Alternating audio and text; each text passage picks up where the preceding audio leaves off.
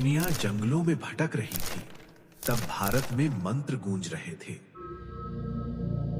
जब इतिहास लिखा नहीं जाता था, तब ज्ञान बोला जाता था। आज हम आपको ले चलेंगे उस समय में जहां से भारत की आत्मा ने जन्म लिया, वैदिक काल। वैदिक काल भारत के इतिहास का वो स्वर्णिम युग है जिसकी नींव वेदों पर रखी गई। ये काल लगभग 1500 ईसा पूर्व से 600 ईसा पूर्व तक फैला हुआ था। इस युग को दो भागों में बांटा जाता है, ऋग्वैदिक काल, उत्तर वैदिक काल। ये वो समय था जब ज्ञान किताबों में नहीं, गुरु के मुख से शिष्य के कानों तक पहुंचता था। श्रुति परंपरा, सुनकर याद करना।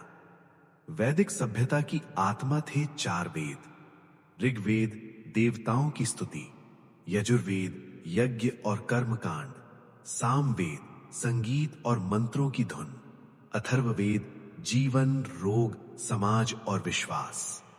ये वेद सिर्फ धार्मिक ग्रंथ नहीं थे, ये जीने की कला सिखाते थे। वेदों ने इंसान को सिर्फ पूजा नहीं, सोचने की शक्ति दी। वैदिक समाज प्रकृति के बेहद करीब था। लोग नदियों के किनारे बसते थे, गाय को धन माना जाता था। समाज 4 वर्गों में बटा था, ब्राह्मण, क्षत्रिय, वैश्य और शूद्र। लेकिन याद रखिए, ये जन्म से नहीं, कर्म से तय होता था। महिलाओं को शिक्षा का अधिकार था। गार्गी, मैत्रेयी जैसी विदुषियां शास्त्रार्थ किया करती थीं। उस समय नारी को देवी नहीं, विदुषी माना जाता था।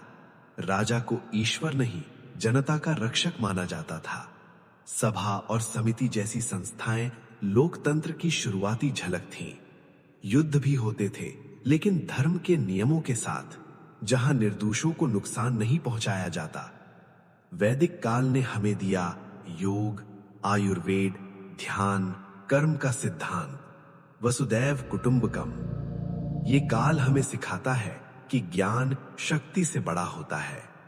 वैदिक काल कोई बीता हुआ इतिहास नहीं, ये भारत की धड़कन है। अगर आपको अपनी जड़ों से जुड़ना है तो इस वीडियो को लाइक करें, शेयर करें और ऐसे ही ज्ञानवर्धक वीडियो के लिए चैनल को सब्सक्राइब करें। जय हिंद।